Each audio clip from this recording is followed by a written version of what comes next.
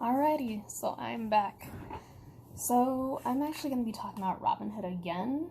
I will be talking about other things, but right now I just wanted to follow up on the previous video I did. So in this specific video, I will be talking about stocks, dividends, taxes, cash management, card, ATMs, and day trading. So with stocks, there are several different types of stocks on Robinhood. The way that I got started with Robinhood was my friend sent me a link, and I was thinking about how in terms of income, I only had one form of income. But as time has been going on, we've been talked to more about finances. I was just like, what have I got to lose really? And she kind of explained how she did it, and I was like, okay. So in order to open up a Robinhood cash account, it's called a cash account because legally they cannot call it a checking or savings account. I can't remember why, but there's a reason why it's called a cash account.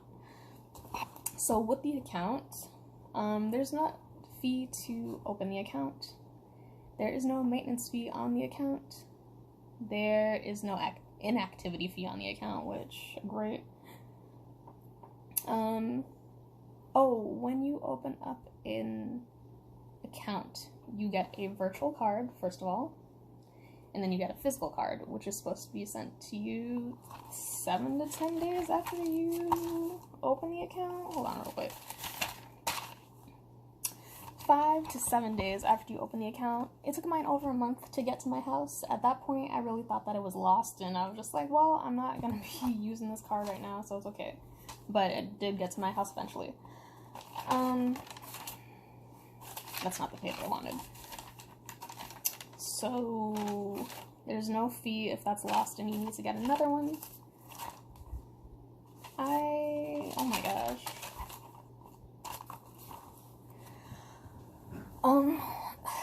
So the only fees that really do happen, if you try to take money out of an ATM that is not in the network for Robinhood, if you have a Robinhood Gold account, because it's a specific type of account.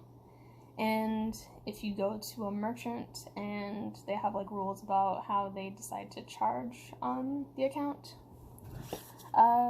so their cards are MasterCards, and there are about 4 or 5 different type of styles for the card.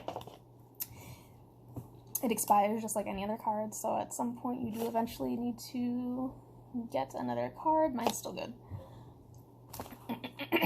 When it comes to making foreign payments, whatever the exchange rate is to the dollar, Robinhood will take care of it, so don't even worry about that. So if you're traveling, that's actually a pretty good card to have on you.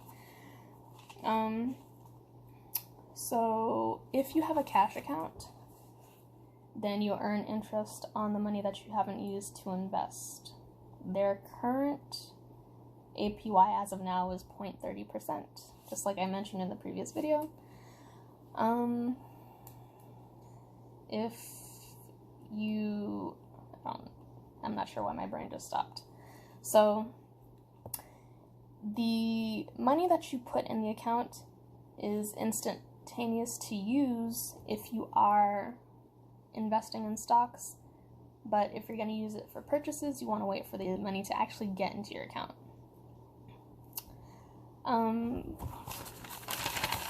Did I finish? Yes, I did. Okay. So, stocks. The stocks that I know about so far, having done this for a little bit over a year, I can't even say a little bit, a year and a half. There are Etf stocks, there are dividend stocks, and there are growth stocks. Those are the 3 main ones I know about. I'm sure there's a few more, but those are the ones that I'm aware of. So when it comes to ETF stocks, they're stocks that actually have a bunch of different assets in them. So it may be under one name, but could be 10 different things under it. So with ETFs, they're actually pretty stable, and they're actually pretty safe. So they could have multiple stocks and commodities and bonds within them. And whoever is managing the stock will always make sure to rotate out any stock that's not doing well, because they always want to make sure they're balanced. So an ETF is the safest bet when going with stocks. Dividend stocks are any stocks that you get money back on. So the safest thing to do is invest in dividend stocks that are between 2% and about 6% return. So I'm just going to be like generous and say between 2% and 7% on returns. Say if you have a stock that is $10, for every share you have of that stock, they give you 10 cents. So anytime you got a full stock, you get 10 cents on that return. And the way that dividends work is actually on a schedule. So there are weekly dividends, there are monthly dividends, there are quarterly dividends, semi-annual, and annual. When it comes to weekly dividend stocks, you do not have the option of doing partial investment. Partial investment are only for, monthly and past that. So that's the one that I usually do. I'm very much a partial investor because I like to spread my stuff across different stocks. I like to focus differently on my stocks. So when it comes to quarterly, you get it every 3 months, and they do actually have a pattern. So one of them starts in the month of January and then goes for the quarters. One of them starts in February, goes for the quarters. One of them starts in March and goes for the quarters. If you are able to set it up right, you can actually get dividends every week. And that depends on the amount of stocks that you've invested in and when they pay them out. And the way that you would find that out is if you look it up. So every stock has a ticker symbol sign. For Verizon, it's V. For AT&T, it's T. And every other stock has its respective symbol. So you just type in the ticker symbol, and then you put dividend. And then you'd be able to look up the amount and frequency at which dividends are paid. I personally use NASDAQ's website because the layout is clean and it's simple to understand and read, so that's why I personally use that one. When you're checking on a stock, there's actually an app, a way to check how the stock has been doing. So you can check 1 day, 1 week, 1 month, 3 months, a year, and 5 years to see how it was doing. So if there's too much red, I would suggest not investing, but it also depends on how the size of the red is. So it's just like if it's a couple cents or a couple dollars and the stock itself is a relatively large stock, I wouldn't worry about it. Like, you're still good to go. It's just about like your own comfort zone. But yeah. That's that. I'm looking at the wrong side. Oh, when it comes to getting taxed on dividends, because you will get taxed on them. At the end of the year, not even at the end of the year, I think February of the next year, that is when they're supposed to have your form for you to do your taxes with your dividends. So if you file single on taxes, you can earn up to $40,000 without getting taxed. And if you file jointly, you can earn up to $80,000 without being taxed. So if you're thinking about how much you want to earn through dividends, like, put that into like account.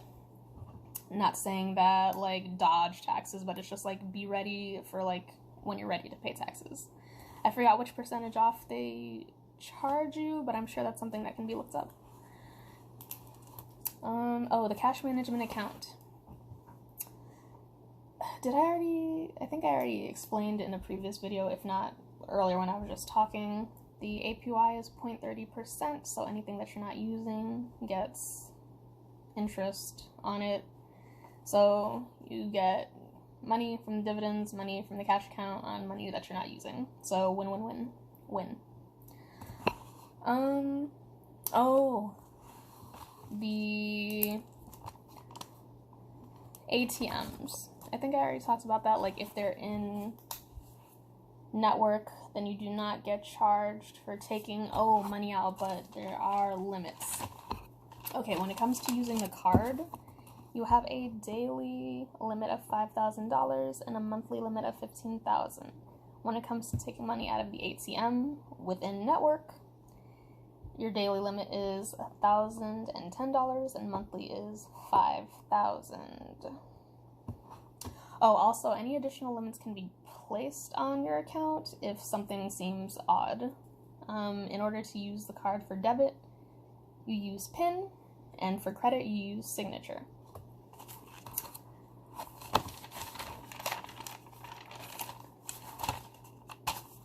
I keep going in the wrong direction. Literally just flip it over, girl, come on. Day trading, okay.